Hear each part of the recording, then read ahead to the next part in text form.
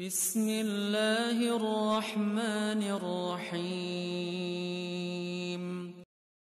صلى الله وسلم على النبي سيدنا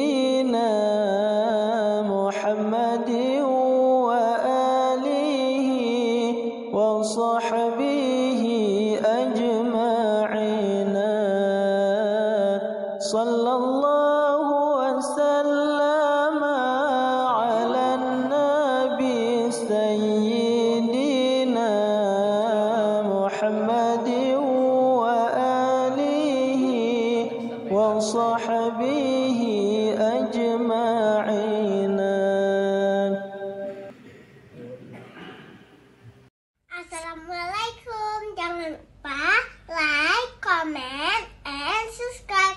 Bye.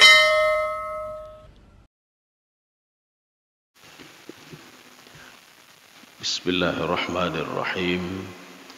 Assalamualaikum warahmatullahi wabarakatuh. Alhamdulillahi rabbil alamin. Wassalatu wassalamu ala ashrafil anbiya'i wal mursalin wa ala alihi wa ashabihi ajma'in.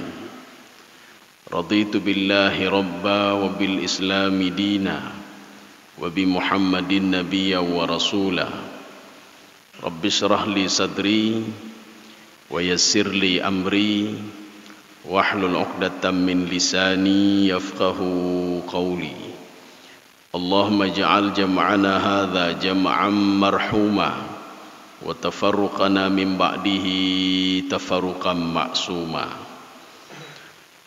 Yang saya hormati Imam Ci, Ketua BKM, pengurus masjid, kemudian jamaah sekalian, kaum muslimin dan muslimat yang dirahmati Allah Subhanahu wa taala.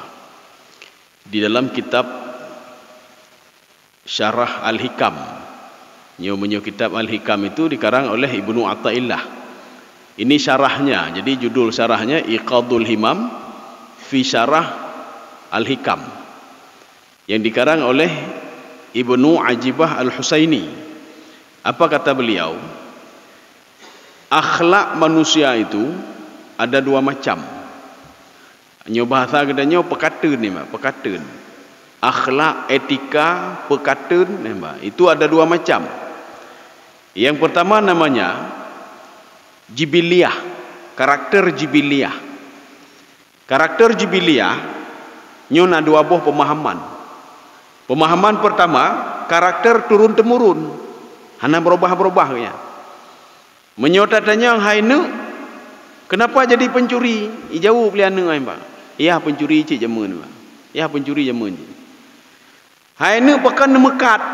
Hayah dah dari jamun ni mekat tapi lu mekat cik ya ba. Itu karakter jibiliyah. Ya. Nu pakan hana najak sekolah nu, datanya ba anu ai ba. Dijawab oleh anak, iya mau SD dan tamat pun dah jatuh sekolah ba. Iya SD dan tamat nian ba. Jadi anak ini mengikuti dia karakter-karakter itu. Inilah yang karakter yang susah dirubah oleh Rasulullah sallallahu alaihi wasallam ketika Rasulullah sallallahu alaihi wasallam berada di Mekah dan di Madinah. Rasulullah bertanya kepada Abu Jahal dan Abu Lahab. Ya Abu Jahal, Abu Lahab kan bangai urang cukup cara urang ba. Umar bin Khattab cukup cara urang. Ketika ditanya oleh Rasulullah sallallahu alaihi wasallam, kenapa menyembah patung tidak memberikan mudarat, tidak memberikan manfaat? Apakah Abu Bakar hana gedepu, Umar hana gedepu patung itu memberikan mudarat dan manfaat? Gedepu kah hana gedepu? Apakah Abu Jahal hana gedepu? Gedepu Abu Jahal. Patung itu tidak memberikan mudarat dan manfaat. Tapi apa jawaban mereka? Kadzalika abauna yaf'alun. Hai ururun cik kamu jamun kita tembah patung. Maka kamu tembah patung cik ya mbak. Itu karakter jibiliyah, karakter turun temurun. Karakter jibiliyah juga itu bisa diterjemahkan karakter yang tidak pernah berubah, legeset habisnya. Legeset habisnya mbak. Menyobakan tu telat habisnya, yang telat habisnya mbak. Menyobakan laporan peganya habisnya telat. Nah rapatnya Pak. Telak tebe Pak. Nya karakter jibiliah namanya. Karakternya tidak pernah berubah. Dari kantu jak gede kupi, lebih gede kupi main jatuh siat, lebih main jatuh jak long gede. Wah, dengar. Lagi hana berubah Pak. Tidak pernah berubah. Menyo dalam bahasa ilmu nahu, dalam bahasa Arab mabni nanti Pak. Mabninya hana berubah. Tak support lagi search Pak. Hana berubah. Ada satu lagi mu'rab. Mu'rab itu berubah. Kadang-kadang dia dhammah, kadang-kadang kasrah, kadang-kadang fathah.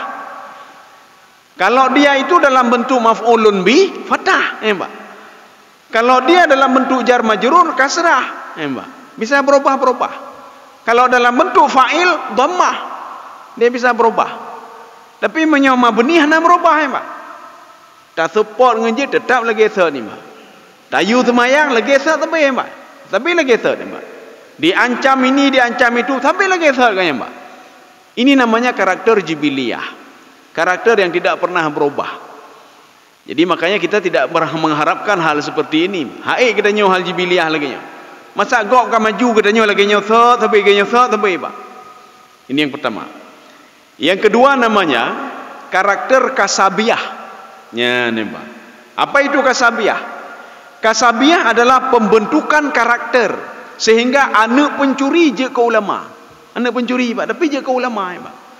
Mana buktinya? Yang kita buktikan sekarang. Pada masa Rasulullah sallallahu alaihi wasallam ada seorang pemuda namanya As bin Wa'il.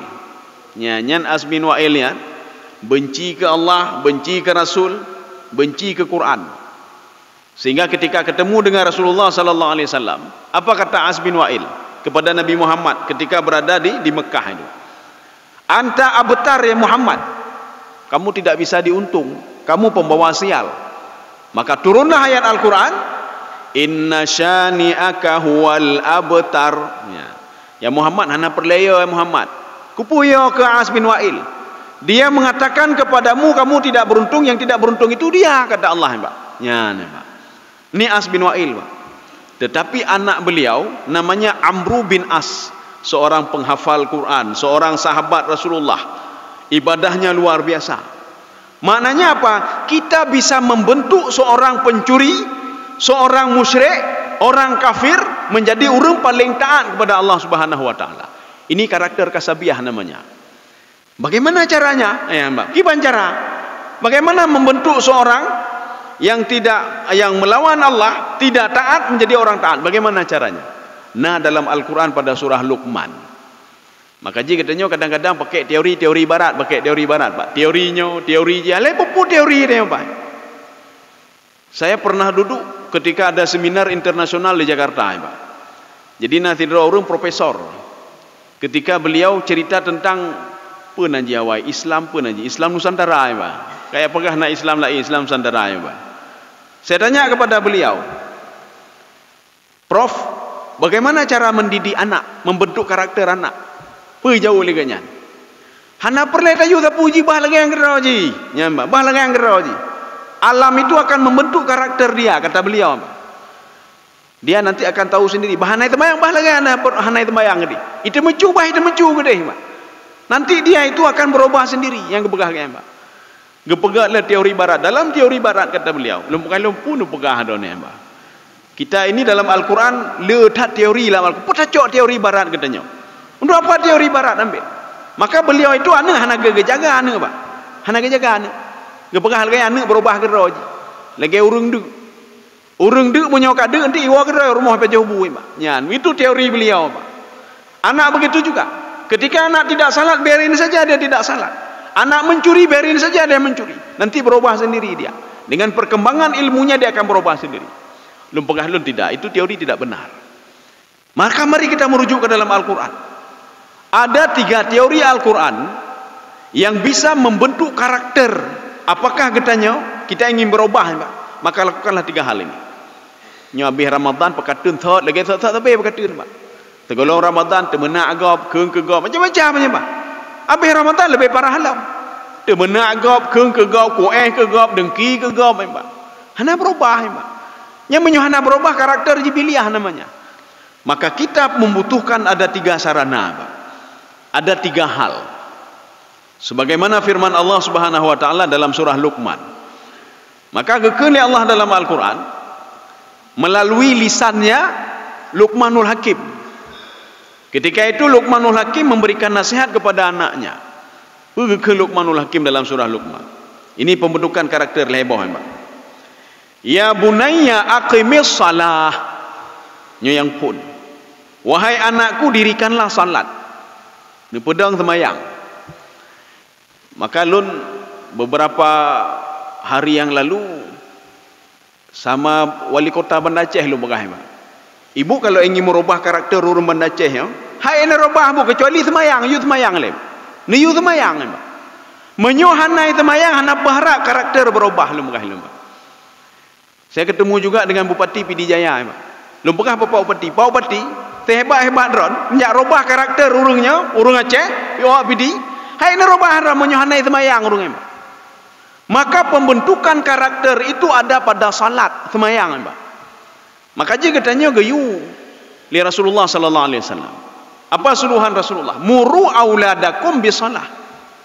Gayu anu mit umur 7 tahun yu semayang. Umur 7 tahun. Katanya ka sayang dah kalau anak 7 tahun mentang tengen, Pak. Hana wajib semayang, pakah harus tayu semayang. Di dalam kaedah usul fiqh itu ada kaedah begini, Pak. Al-wujubu al-amru yadullu ala al-wujub. Perintah itu menunjukkan kepada wajib. Perintah kita menyuruh anak salat itu wajib. Muru itu perintah fi'il amr. Menyuruh anak salat itu wajib. Tetapi anak belum wajib lagi salat. Ya, menyuruh saja wajib. Umur 7 tahun mana wajib semayang. Tetapi kita pulang dari salat ini, kita pulang ke rumah wajib bertanya kepada anak. Kalau semayang ni, yang wajib dah tanya, Pak. Nak semayang ni. Walaupun pengek katanya, Pak. Pengek katanya, jak putar gede, bekah kali semayang. Menyuruh anak salat itu wajib walaupun salat itu belum wajib sama dia. Yang wajib dah you, Pak. Nanti kita lihat efeknya apa nanti. Umur 10 tahun, kalau dia tidak salat, geyu tepat. Ya, geyu tepat. Walaupun ada pemahaman lain, umur 10 tahun, kasih nampak contoh yang baik kepada anak. Itu makna fadribuhu, artinya pukullah dia.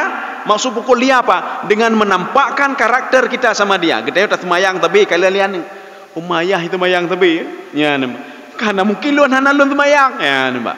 Tapi ada juga yang memahaminya cok awe you tepat, Pak. Umur 10 tahun. Kenapa? Supaya dia nanti ketika dia balik, dia menikmati ibadah salat itu. Kaum muslimin sedang jamaah yang dirahmati Allah Subhanahu wa taala. 2 hari yang lalu ada seorang ibu-ibu nelpon lun, Pak, telpon lun. Lun tanya yang pakan, Bu, hai lun kai tenak lianeng ai Pak. Itenak lianeng. Lun tanya yang pakai tenak lianeng. Geuse lianeng dari rumah, Pak. Pakan dia Bu, lun yu semayang. Saya menyuruh dia untuk salat. Itenak lun lebih kan dia petak gede hidran, Pak. Saya tanya berapa umur anak ibu? Umur 26 tahun, nomor pertama, nomor 2 24 tahun. Nomor 3 22 tahun. 3 mengusir saya dari rumah. Gara-gara hal simple, saya menyuruh dia salat. Nah lebih parah lah, Mak. Nah urung kawasan Banda Aceh ya. Icok TV banteng ili ke mak ji. Pu itu nyok muka mak apa. Purus handron yu lun semayang. Lun pegah, ibu ada beberapa kesalahan ibu. Kenapa anak melawan ibu? Ada dua sebab. Yang pertama, ada enggak ibu menyuruh anak ibu ketika umur 7 tahun salat? Hana, Pak, nyan salah hadron pun. Ada enggak ibu memukul anak ibu ketika dia tidak salat umur 10 tahun? Tidak juga. Maka dia tidak pernah mengenal salat lumrah ilmu. Satu, ini kesalahan ibu yang pertama. Kesalahan yang kedua, ibu tahu kenapa anak ibu membentak ibu? Dalam hadis Rasulullah sallallahu alaihi wasallam, Rasulullah bersabda, kalau kamu ingin dihormati oleh anakmu, maka hormatilah orang tuamu. Maknanya apa? Kalau kita tidak dihormati oleh anak kita, berarti dulu kita tidak menghormati orang tua kita. Berarti ibu bermasalah dengan orang tua ibu. Gagemo kayaknya, Pak. Gagemo. Gepegah. Pun pegah bu ngurung ciran. Lun tenak tabi-tabinya. Maka ji jinor rai tenak liana, Bu. Itenak liana. Maka supaya baik tenak liana, berbuat baiklah kepada kedua orang tua ibu. Maka anak ibu otomatis akan berbuat baik pada ibu. Di dalam kajian ilmu tafsir, ini namanya istitrad, ya, Pak. Jadi kan istidraj, bukan istidrad. Istitrad. Mana istitrad? Ketika hari ini kita ada orang yang pengen katanya apa? Orangnya nak urung pengen katanya. Maknanya apa? Dulu katanya natan tak pengen gap dan jamun. Maka jino katanya pengen lagi gap Pak. Jamun katanya tan tak pengen gap. Kita disakiti oleh orang lain, dizalimi oleh orang lain. Maknanya apa? Jamun katanya tan tak zalimi gap. Urangnya anak katanya ilawan katanya apa? Maknanya apa? Jamun katanya natan tak lawan urang cik katanya. Ya, maka ji waktu tayu ba anak sesuatu, paling enggak kali tak pebut kan, Pak. Nak ya semayang nak. Baik apa nak batu tak lagu nak. Jauh lian nak. Dan waktu ubut lebih batu lam dari lu ni yang kepala ni. Makanya nampakkan suatu hal yang baik-baik di depan anak. Ini makna fadribuhu. Umur 10 tahun dipukul. Maknanya apa? Pukul mental dia dengan perbuatan kita. Nya katanya dah pegang lalai sampai dengan HP ni dah pegang. Jauh lian nak nyak jarang jauh Pak. Drone lebih lalai lam. Memang. Apa lupa jam dah ni Pak. Yang kai perah katanya lalai Pak. Katanya dah perah nami lalai, katanya lebih lalai lam. Hai ni pekan telat tapi semayang, katanya mau semayang tan ni Pak. Makanya anak itu dia melihat tingkah laku seorang ayah itu atau seorang ibu itu lebih berpengaruh dibandingkan ucapannya. Ikala nurunci tapi mendawai mepakai runci Pak. Maka la mulai anu angkanya mendu Pak. Orang cik hanai semayang, la mulai anu apa? Orang yahloi semayang, yahloi hanai semayang, ku puluh semayang ni Pak. Ini yang pertama. Maka kalau ingin membentuk karakter itu, ingin berubah, semayang baik tinggal Pak. Semayang baik tinggal. Maka Allah mengatakan dalam Al-Quran, hafidhu ala salawati wa salatil wusta wa qumu lillahi qanitin. Jagalah waktu salat. Waktu proyek-proyek tender pekan dah jaga ni Pak. Masa semayang hai dah jaga Pak. Semayang 5 minit. Paling 30 minit semayang Pak. Sedangkan tu nak acara aja pekan kita korbankan waktu untuk pergi ke acara itu Pak. Ini penghina acara pesta ni Pak. Orangnya 5 boh. Mandum dan jak mandum Pak. Nyoronyo nak semayang pengajian. Leho asam. Oh maka tutah ke ni Pak. Tapi nyo undangan kok mana tutah. Na proyek mana tutah Pak. Kenapa ini cuma 10 menit saja, 5 menit saja?